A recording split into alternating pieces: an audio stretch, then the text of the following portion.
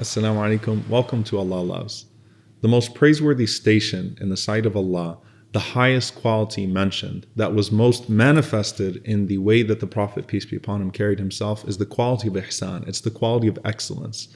We started off this series by talking about taqwa, because taqwa is the stepping stool to ihsan. God consciousness is the stepping stool to this sense of excellence. The Prophet, peace be upon him, described ihsan as worshipping Allah as if you can see Him. And if you can't see Him, then you know that He sees you.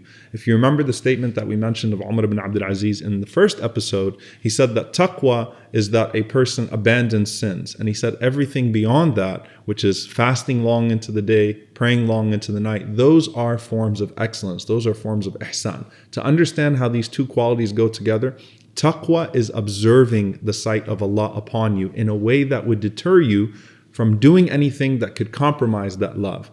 Ihsan is honoring the sight of Allah upon you in a way that would encourage you to do extra good deeds to earn that love at a greater degree, to even go further in earning that love of Allah subhanahu wa ta'ala. So it beautifies your obligatory deeds, and then it leads you to do deeds that aren't even expected of you, to hold yourself to higher standards, because you don't want to just be another average person. You don't want to just love Allah, you want to be in love with Allah. You don't want to just get by with your obligatory good deeds. You want to do more and more and more to distinguish yourself in becoming one of those who are especially loved by Allah. So Allah mentions throughout the Quran, Wallahu yuhibbul muhsineen. Almost an exact proportion, in fact, to the mentions of Allah's love to taqwa are Allah's love to ihsan, Allah's love to excellence. Ihsan is described in the Quran and in the Sunnah of the Prophet, peace be upon him, both in how we interact with Allah and how we interact with people.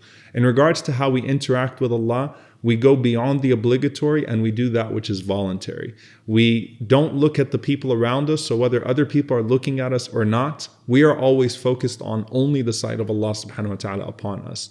And that shows itself, it demonstrates itself in the way that we rise above and the way that we try to beautify our deeds. The way that it manifests itself in our relationship with people. The first way that Allah actually breaks down ihsan is He talks about these different situations that you'll actually find yourself in life. الَّذِينَ يُنْفِقُونَ فِي السَّرَّاءِ وَالضَّرَّاءِ. Those who spend both in times of ease and in times of hardship. Now, spending in times of ease, you have a required amount that you're supposed to give in charity, and you have that which you're encouraged to give. So when that person is in ease, they give beyond their zakat, they give beyond that which is obligatory. They open their hands and their hearts in sadaqah and charity, and they give and they give and give.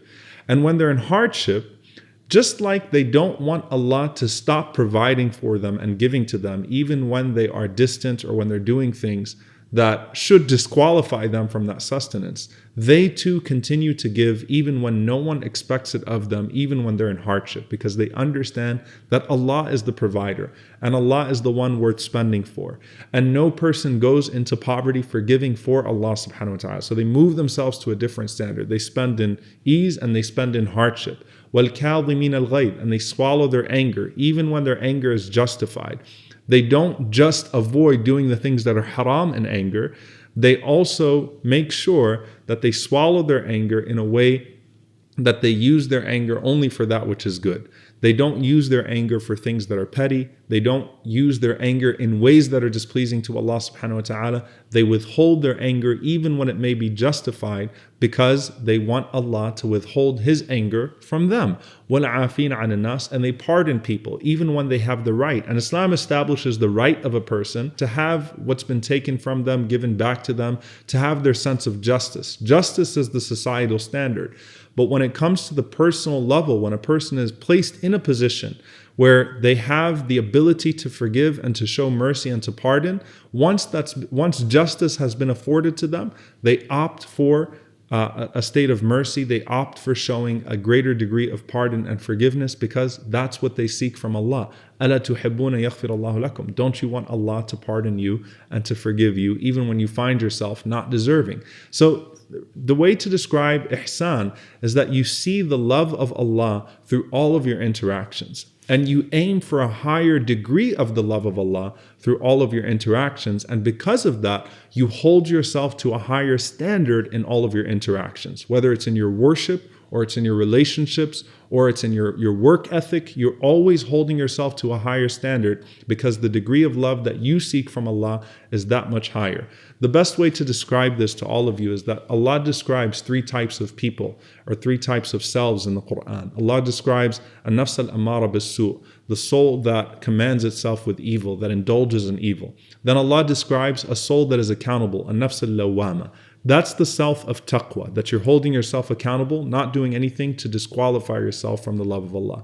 But the third one is an-nafs al-mutma'inna, the soul that is at peace with Allah. That is the self of ihsan. That's the person of excellence because they are at peace with the favor of their Lord, and they always see that pursuit of the favor of their Lord even in the most unfavorable situations in life. We ask Allah to make us from the muhsineen and to allow us to have the degree of the muhsineen and to be loved and to only find His excellent favor on the Day of Judgment and to only be amongst those who are motivated by His love primarily before anything else. Allahumma ameen. See you all next time, inshallah. Assalamu alaikum wa rahmatullahi wa barakatuh.